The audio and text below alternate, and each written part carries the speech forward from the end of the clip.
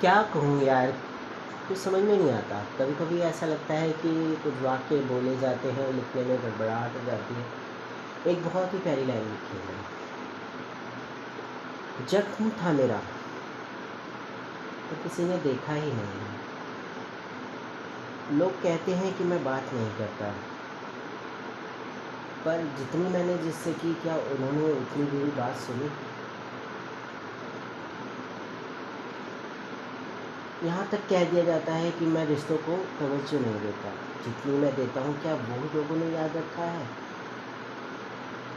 मैं कितनों के लिए जिया, कितनों के लिए मरा, किसी ने ये सोचा है? मुझमें बुराइयाँ गिन दी जाती हैं, क्या मेरी कभी अच्छाइयाँ याद रहीं? मेरे झूठ को तो बड़ा पकड़ के बैठाया जाता है। क्या ये कहा जाता है कि मैंने सच भी हमेशा बोला? हाँ, मुझे ढोंग करना नहीं आता।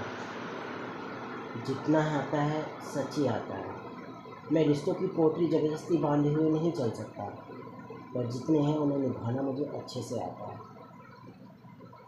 हाँ, मेरी मुस्कुराहट को लोग मेरा घमंड समझ लेते हैं, मेरी ऊंचाइयों को मेरा घमंड समझ लेते हैं, पर जितना मैंने ऊंचाइयाँ और ये पाया है ना, वो सब मेरे साथी के बदौलत पाया है।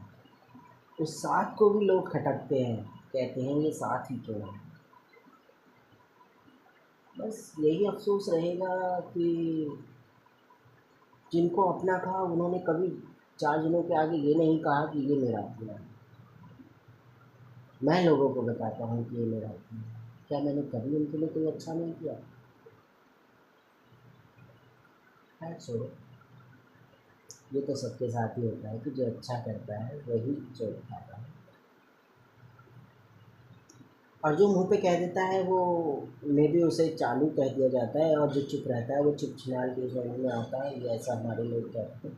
लेकिन आजकल जो है ना, हर बात पे चुप रहना वो लोगों को ज़्यादा भाता है।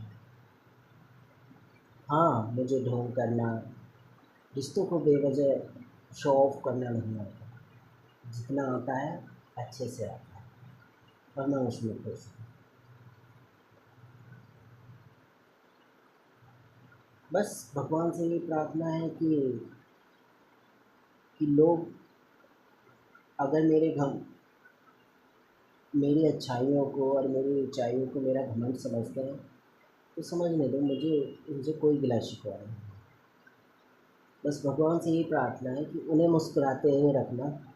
बेशक वो मेरे दामन में गम देखना चाहते हैं, क्योंकि शायद उनकी मुस्कुराहट ही मेरे लिए सुकून का कारण हो। मुझे अच्छा लगेगा कि वो मुस्कुरा रहे हैं। अगर कोई मेरी बुरा भी चाह रहा है, तो चाहने दो, भगवान उसकी ज़रूर सुनना।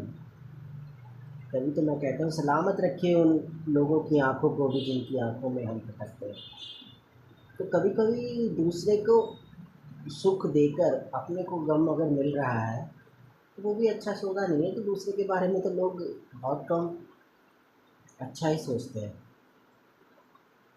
सब अपने बारे में सोचते हैं, और भगवान से भी कोई गिला शिकवा रहा ही नहीं। क्योंकि ज़िंदगी में कभी ऐसा मोड़ आया ही नहीं कि जिसकी को मैं शुक्रिया कह सकूं। बस एक मेरा साथी जो है, मेरा जीवन साथी, उसको मैं शुक्रिया अदा करूँगा।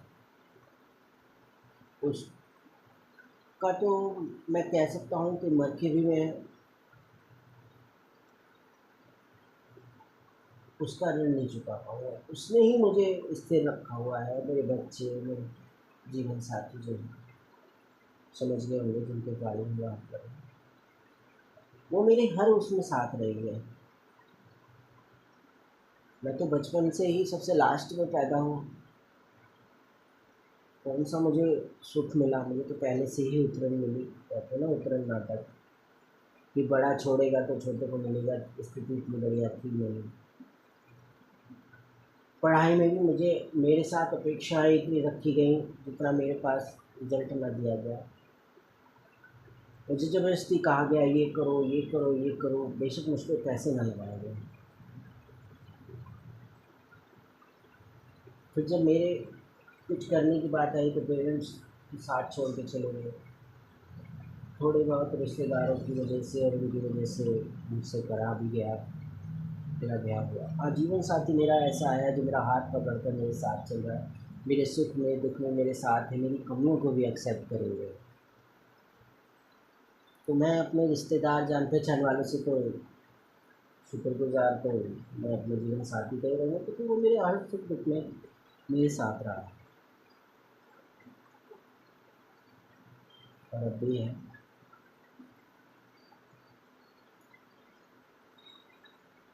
तो कुछ ऐसा रहा नहीं कहने को या करने को, जो भी है आपके सामने एक किताब है।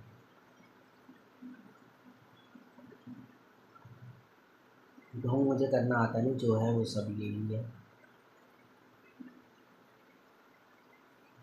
बस इतना ही है। तुम क्या रिकॉर्ड कर रहे हो?